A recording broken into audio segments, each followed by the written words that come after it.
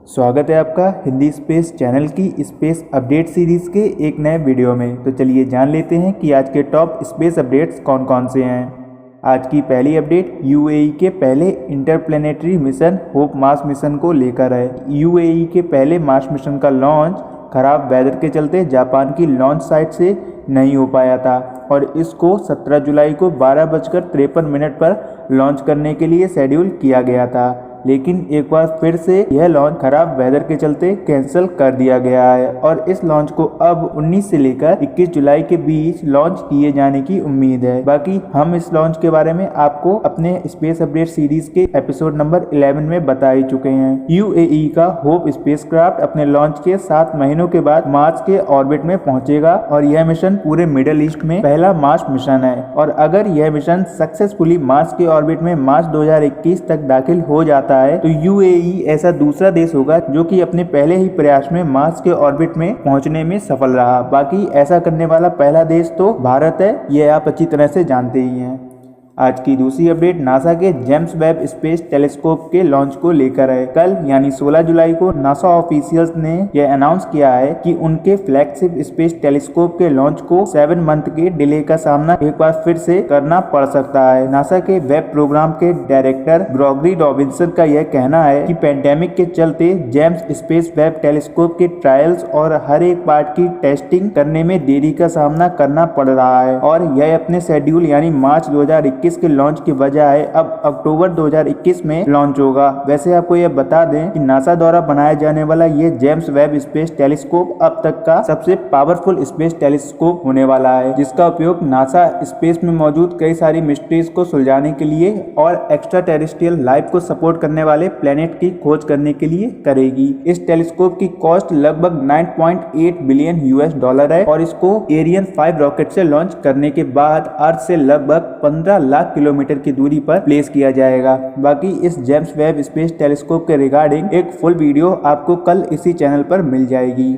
आज की तीसरी अपडेट इसरो के फ्यूचर मिशंस के लॉन्च को लेकर है। अभी हाल ही में इसरो के चेयरमैन डॉक्टर के सिवन से जब एक इंटरव्यू लिया गया था, उन्होंने उस इंटरव्यू में भारत के इम्पोर्टेंट स्पेस मिशंस के लॉन्च को लेकर काफी सारी जानकारियां दी थी। उन्होंने बताया कि हमें इसरो के गगनयान मिशन के लॉन्च में भी कोरोना वायरस के चलते लगभग 6 महीनों से ज्यादा की देरी देखने को मिल सकती है और साथ ही आदित्य L1 मिशन जो कि भारत का पहला सूर्य मिशन होने वाला है, इसके लॉन्च में भी लगभग 1 साल से ज्यादा की देरी हमें देखने को मिलेगी। और वहीं जहां पर यह मिशन 2020 के लास्ट में लॉन्च किया जाना था, अब यह आदित्य L1 मिशन 2021 के अंत तक लॉन्च किया जाएगा। और भारत के आने वाले चंद्रयान 3 मिशन पर जब डॉक्टर के सिवन जी से पूछा गया तो उन्होंने बताया कि चंद्रयान 3 एक महत्वपूर्ण मिशन है जिस पर काम जारी है और यह मिशन अपने तय समय से 2 या 3 महीने लेट लॉन्च हो सकता है, जो कि अगस्त 2021 तक लॉन्च किए जाने की उम्मीद है। आज की चौथी अपडेट भी इसरो को लेकर है। जैसा कि आपको पता होगा कि इंडियन गवर्नमेंट ने इसरो के लॉन्च साइट्स में प्राइवेट कंपनियों के हस्तक्षेप करने की इजाजत दे दी है और अब से प्राइवेट सेक्टर की कंपनियां भी अपनी टेक्नोलॉजी का डेमोन्स्ट्रेशन इसरो की लॉन्च साइट या इसरो की टेक्नोलॉजीज का यूज करके कर सकेंगी। और जब इसरो के दरवाजे प्राइवेट कंपनियों के लिए खोलने वाली बात को लेकर डॉक्टर के सिवन जी से सवाल पूछा गया, तब उन्होंने कहा कि हम हर एक कार्य को वैसे ही करते हैं जैसा कि भारत सरकार चाहती है और भारत के युवाओं में इतनी क्षमता है कि यदि उनको मौका दिया जाए तो वो रॉकेट साइंस और स्पेस सेक्टर के फील्ड में भारत को एक सुपर पावर बनाने का दम रखते हैं। और मुझे उम्मीद है कि इस फैसले के बाद आपको भारत के अंदर कई सारे इलॉन मस्क जैसे एंटरप्रेन्योर्स देखने को मिलेंगे। और अगर सरकार के इस फैसले को अपने ओपिनियन से देखा जाए तो इससे इसरो का कुछ ज्यादा नुकसान तो नहीं होगा, बल्कि इंडियन प्राइवेट सेक्टर की स्पेस कंपनीज को अपने द्वारा विकसित किए गए रॉकेट्स और सैटेलाइट को लॉन्च करने के लिए इसरो के व्हीकल्स और लॉन्च साइट का इस्तेमाल करने की इजाजत मिल गई है। वर्तमान समय में इसरो के 3 लॉन्च सेंटर्स हैं जिनका यूज एक साथ कभी भी नहीं किया जा सका है और जब इसरो द्वारा कोई लॉन्च शेड्यूल नहीं किया जाता है तब इंडियन प्राइवेट सेक्टर एजेंसी अपने रॉकेट को लॉन्च कर सकती हैं। और वहीं इसको लेकर कुछ लोग यह अफवाह उड़ा रहे हैं